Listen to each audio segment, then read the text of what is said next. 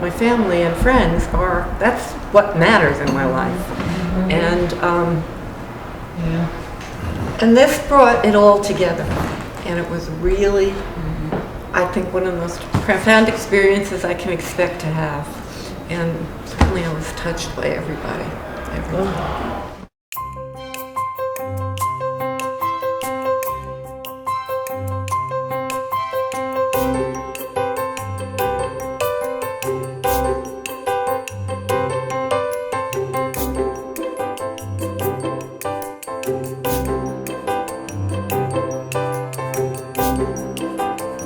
The Creative Center Arts in Healthcare is an organization that's dedicated to the idea of helping people living with serious illness discover their own creative resources as they meet the challenges of illness, and that means diagnosis, treatment, and ultimately survivorship.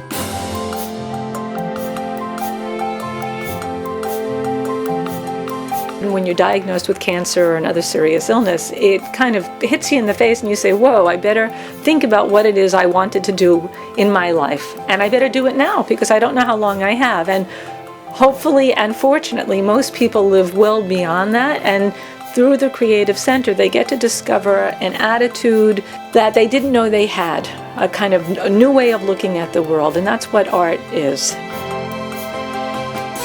Medicine cures the body, but art heals the spirit. In the class, we were just ourselves, whether we were crotchety or not feeling well or laughing a lot. There's a lot of gallows humor. It was so amazing, and it was great to know that even if you felt lousy, you were going to go to this class and for a couple hours you were going to forget all about yourself. It was to see ourselves as valid, that our ideas were so welcomed and celebrated. It was wonderful to have permission to just be yourself, and I've always been kind of raw and out there, and this was like celebrating it instead of trying to make me behave. Our mission and my vision for this project was to teach people the nuts and bolts, the A to Z's of digital documentary photography, which was why we went to the partners we went to. We went to the Whitney Museum and to the Museum of Modern Art. I think it was an opportunity for them to examine how cancer at least became a turning point for them as artists and as people moving forward in the world. We looked at photography, but we also looked at paintings and we looked at sculpture.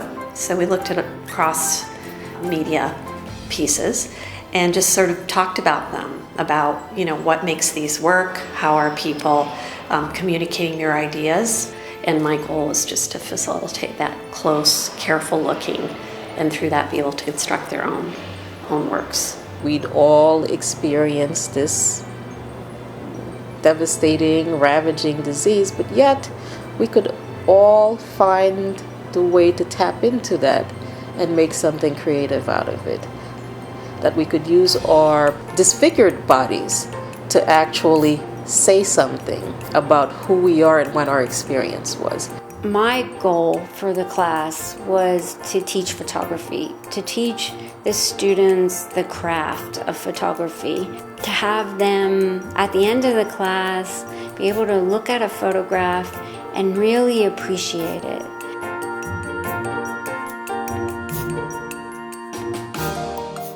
What I got from the class was much more than that. It was more than just that they learned photography and they understood how to use their cameras and they understood how to tell the story, but they also understood to show the power and the emotion behind that story and created some incredibly beautiful and moving images. I love the name Still Life for a photography class that deals with people who are still living. I just think it's the best name.